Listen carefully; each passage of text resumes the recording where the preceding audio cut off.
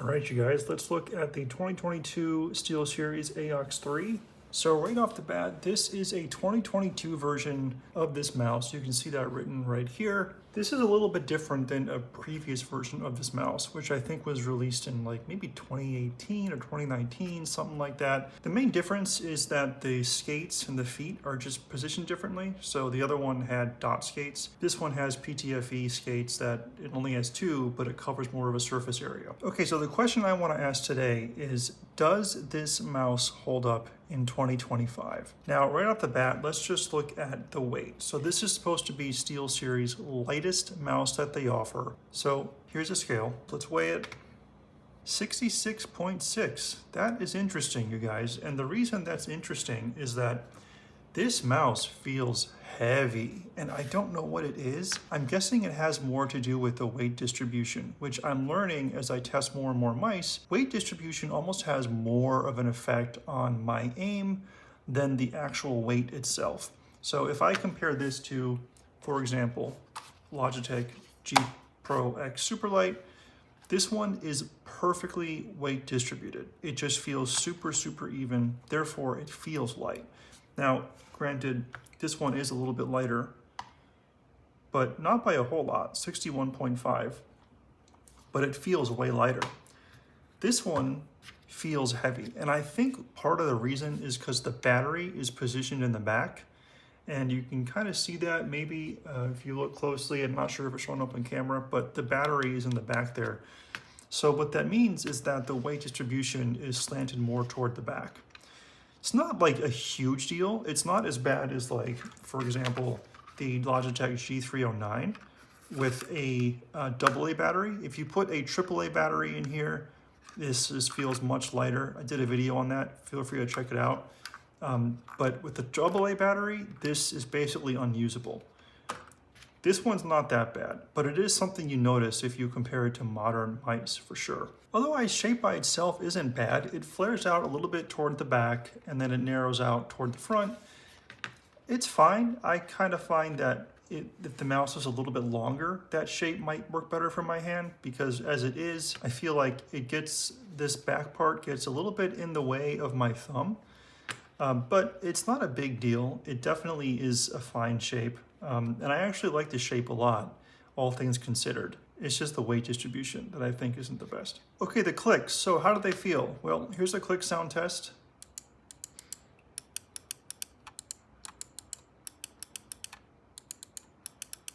I don't know if you guys can tell, but in my copy, and it might just be my copy, the right click sounds and feels different than the left click.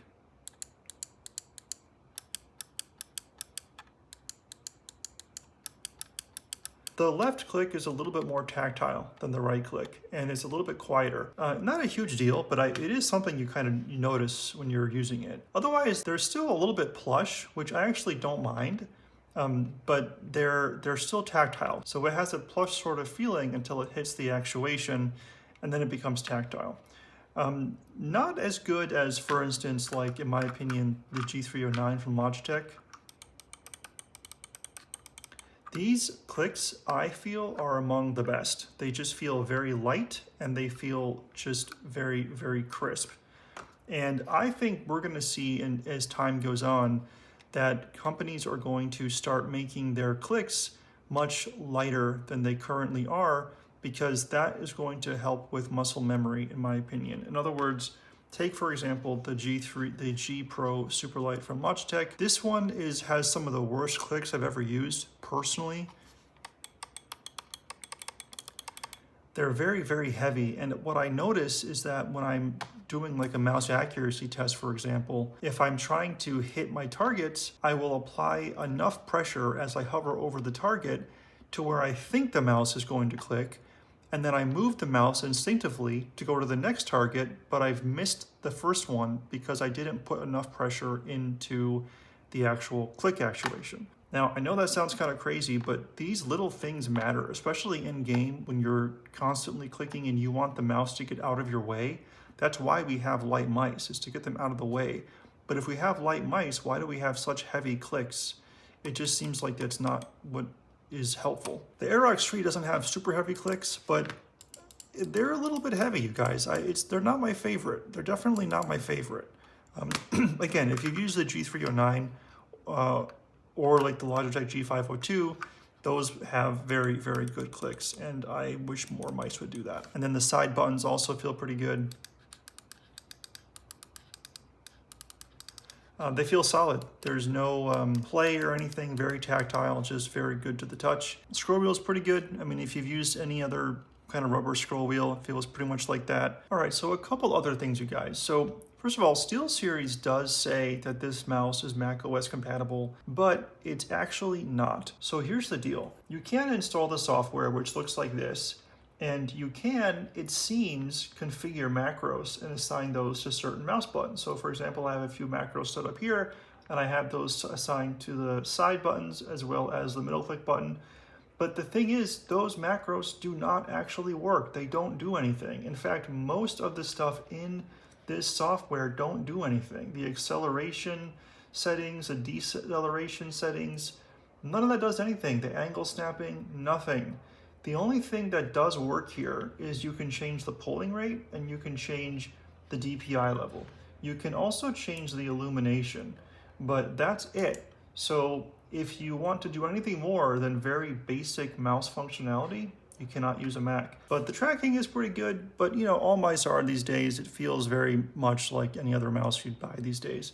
So no complaints there. Does have a Bluetooth mode, which if you use it in that Bluetooth mode, then it's going to be not as good of tracking because it's a little more latency.